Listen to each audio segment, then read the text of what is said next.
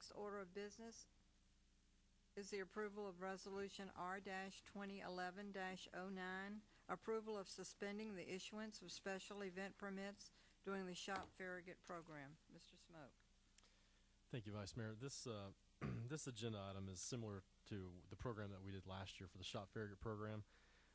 Last year, we actually suspended all of the special event permit requests that we have, and most of the special event permits throughout the town for retail businesses, that we allow a 10-day window for them to put out a special sign talking about an event that they're having at their location. What we're attempting to do is really set the Shop Farragut program apart from those special events. And so what we've done is looked to have the issuance of special events suspended between November 5th of this year to January 14th. Basically have a 2-week window before and after the Shop Farragut program actually starts and ends, to where no special event permits or no special event signage could be put out on the on Kingston Pike or Parkside, the main places that you see many of our retail locations.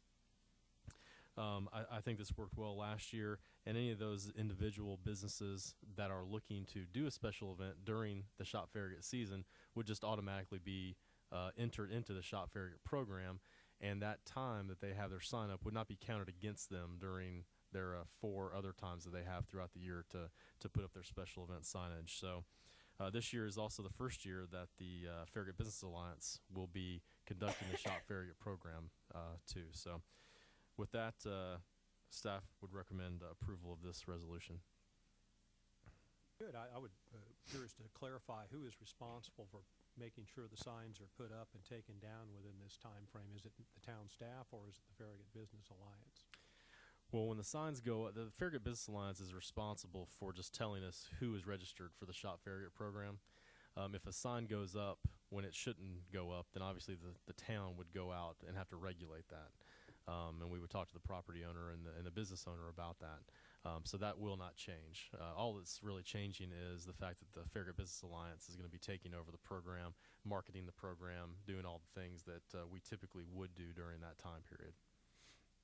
We have very many negative response to that last year when we had it in place. I do not remember getting any. No, we really did not. I think all it's doing is we're really trying to brand the Shop Farragut program, and I think having that 2-week hiatus before and after really helps just kind of clean up the town, and then all of a sudden you see all these signs out and you get that festive atmosphere like, hey, we've got something going on in town. From the board? Well, I'll move that we approve Resolution R-11-09. Do I hear a second? Second. All those in favor? Aye. Motion approved to Resolution R-11-09. Next order of business is the approval of a memorandum of understanding between the Town of Farragut and the Farragut Business Alliance. Thank you, Vice Mayor. And that's Mr. Smoke, too. Sorry? And that's you, too. We talked during the budget process this year. We have been giving the Farragut Business Alliance a grant. They go through the grant process with the town, and we gave them a grant last year. I can't remember the exact total, but right around, I think, $11,000 or $12,000. This year, what we have done is look to put more of their duties and responsibilities and everything that we want that the town wants the Farragut Business Alliance to do for us into more of a memorandum of understanding, more of a contractual obligation. That way the Farragut Business Alliance does not have to come back to the town every year seeking a grant. But at the same time, we'll have a very set, specific list of duties and responsibilities that they will be providing on behalf of the town. This memorandum of understanding runs for a period of 5 years.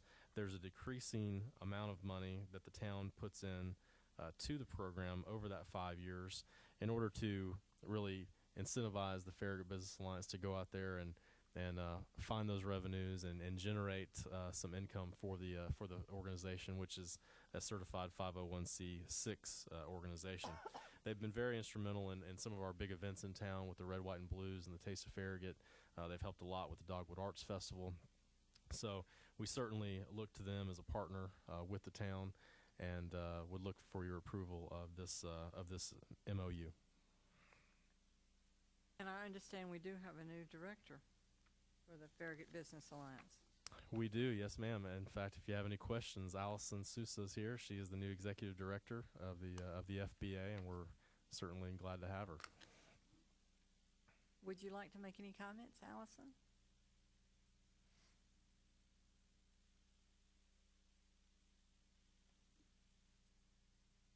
Just to say hello, and we held our first official board meeting with me as executive director today, and everybody got along very well, so that's a good thing.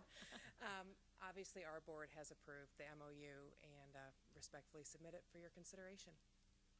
Thank you. Comments from the board? Question for Mr. Smoke. Are you aware of any other municipalities that have this type of an arrangement in place?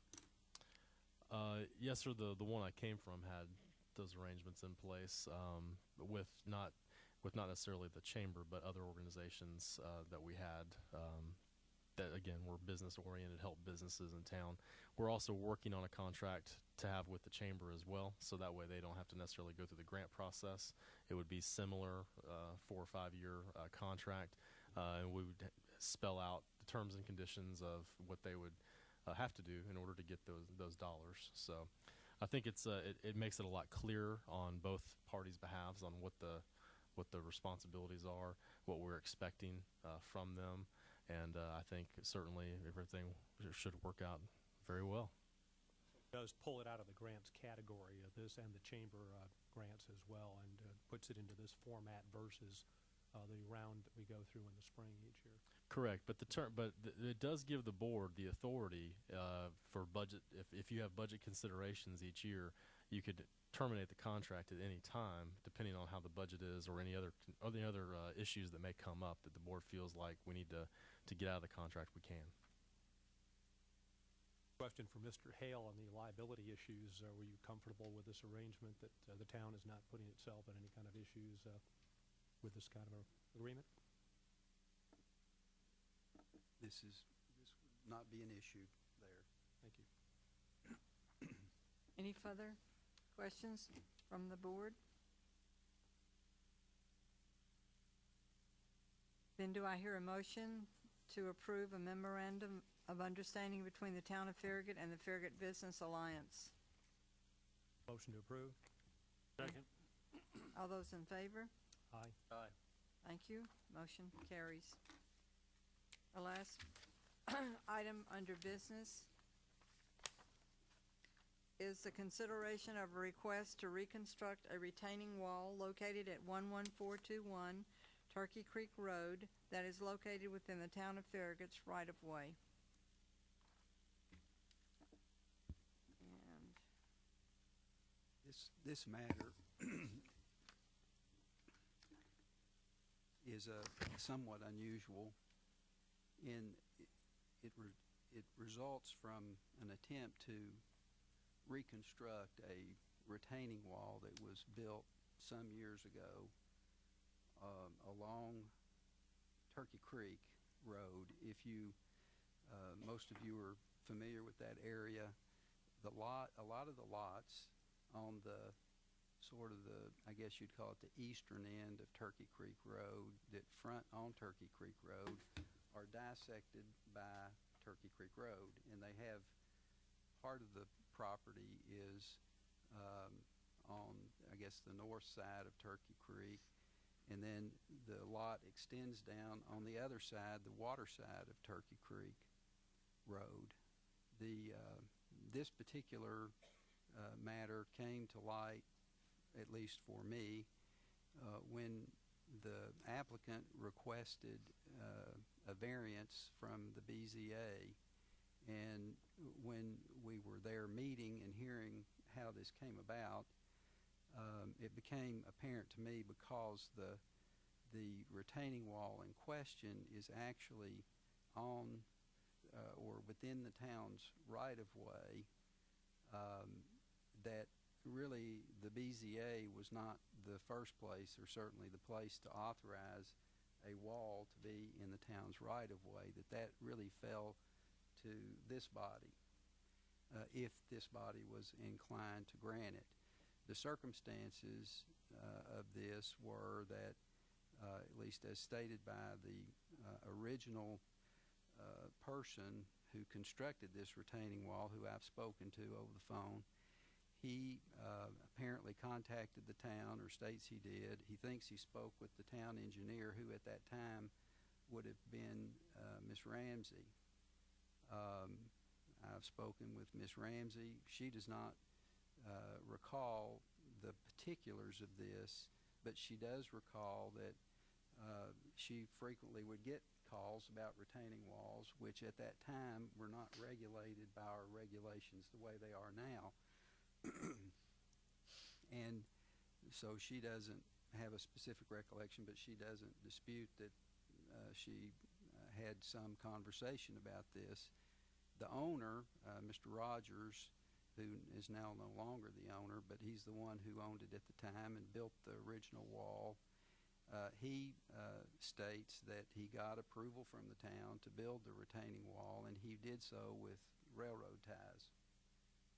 In the interim period since that time, several things have happened. Number one, the railroad ties have deteriorated, and the new owner of the property thought it was appropriate to rebuild the wall using better materials, make it a better wall than it was before. But in the interim also, the town has adopted regulations related to retaining walls, and we now require permits for that. And we also have adopted setbacks for retaining walls that are adjacent to rights of way, as well as side property line and rear property lines. Thinking, I believe, from speaking to the applicants, that they were just replacing an existing wall, they hired a contractor who went about replacing the wall.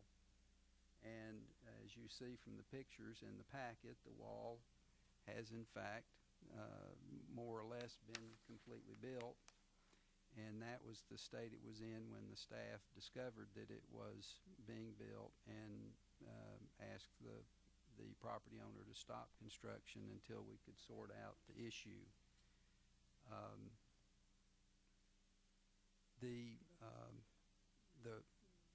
The request that is before you is to allow or to grant a conditional easement on the town's right-of-way to allow this wall to remain where it is.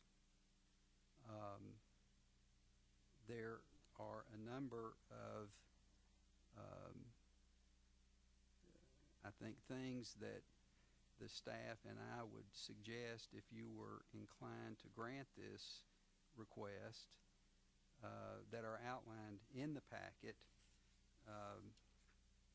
Those conditions that are outlined in the packet are intended to protect the town from any adverse consequence that could arise as a result of having the wall in this location.